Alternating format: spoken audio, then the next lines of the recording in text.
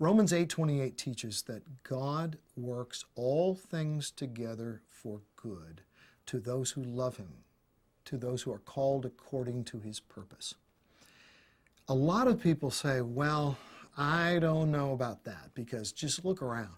You've got a lot of evil in this world. You've got a lot of suffering. I agree. I've seen a lot of evil. I've seen a lot of suffering. I've seen the results of the Holocaust. I walked through the killing fields of Cambodia with skulls piled all around me. Family who lost all their loved ones in the killing fields.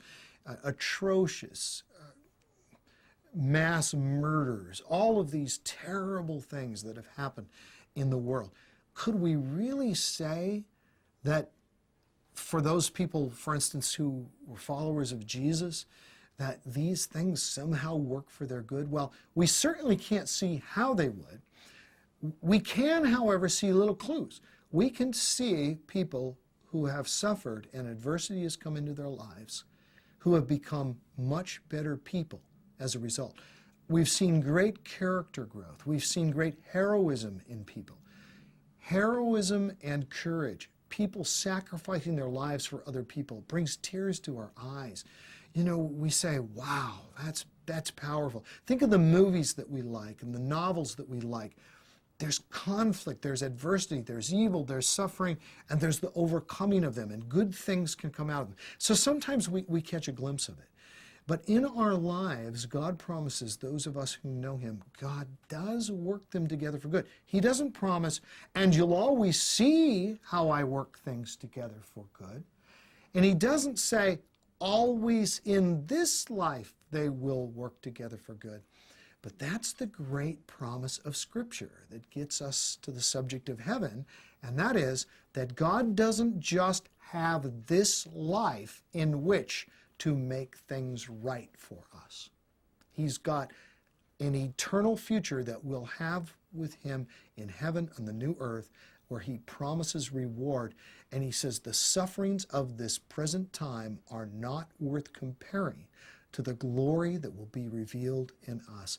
He talks about these light and momentary afflictions, and there is an eternal weight of glory waiting for us that far outweighs them all. And I think it's trust, it's faith. It's saying, God, I don't know why you allowed this terrible thing to happen to me. I don't know why my loved one's dying of cancer. I don't know why this terrible accident happened. I don't know why I'm paralyzed and they say I won't walk again. But I do know people who have been through all of those situations, who have developed a deeper faith in God. A lot of atheist books are being written right now. New York Times bestseller is just saying, hey, you know, you shouldn't believe in God because look at all the evil and suffering. But what's very interesting is to talk to people, and in other cultures. I talked to a man who'd survived the Rwandan massacres in you know, all the tribal warfare and lost family members and all that. But there are many people who come out of those situations not with less faith in God, but with more faith in him.